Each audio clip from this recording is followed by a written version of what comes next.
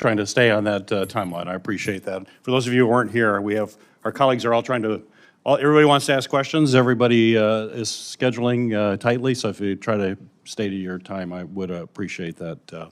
Senator Romney, you're recognized for your questions. Thank you, Mr. Chairman. Mr. Secretary, in the last 3 1/3 years, during your term, there have been more illegal aliens released into the country than under the 4 prior presidents combined. I know there may be some in the country that applaud that, but I believe that, frankly, if President Biden is to be turned out of office, it will be largely because of that failure on your part and his part as the person who's responsible for policy. I believe, and I think the great majority of the American people believe, and that reason why I think it's such a political bomb for the president, that this is an extraordinary crisis and failure. Do you believe that the numbers that you saw that Senator Johnson put up, that huge increase in the number of illegal aliens being released into the country, that is a crisis and a terrible problem?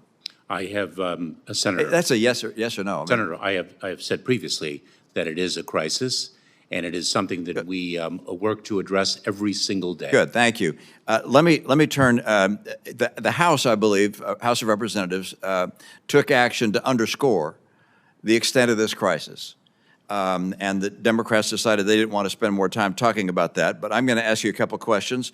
They're not intended to be hostile, but the House said that you lied when you said to the House in a hearing that the border was secure. Why did you say the border was secure? Was that a lie? What do you mean by that?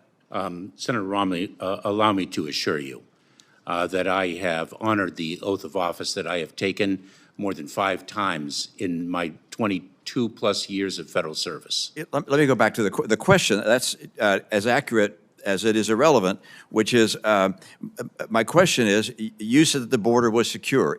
What did you mean when you said the border was secure? Is that not a lie? Senator, you've asked me now if that is a lie, and I have assured you that I have honored the oath of office that I have taken. In what way was it not a lie then? Senator, with the resources and authorities that we have, it is as secure as it can be. Thank you.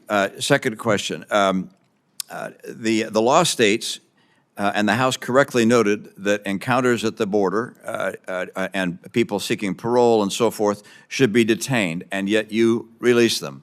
Why did you release them?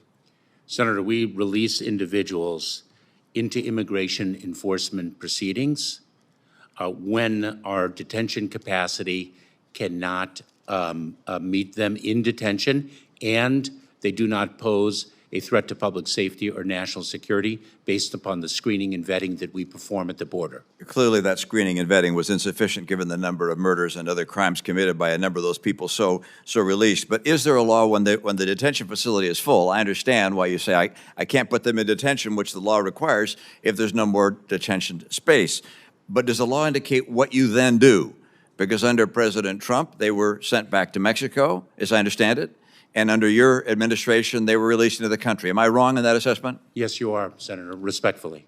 You want to explain in what way? Of course, because I believe, and I want to be accurate in the data that I provide to you, and so I will verify subsequent to this hearing, Senator. I believe that a total of approximately 70,000 people were processed through the Remain in Mexico policy, and the balance were either detained or placed into immigration enforcement proceedings on a non-detained docket with a notice to appear. That is something that has been characteristic of our broken immigration system. Do you have any sense of the proportion? How many were sent back to Mexico and how many were released into the country? I would be pleased to provide that to you subsequently, Senator. That would be helpful.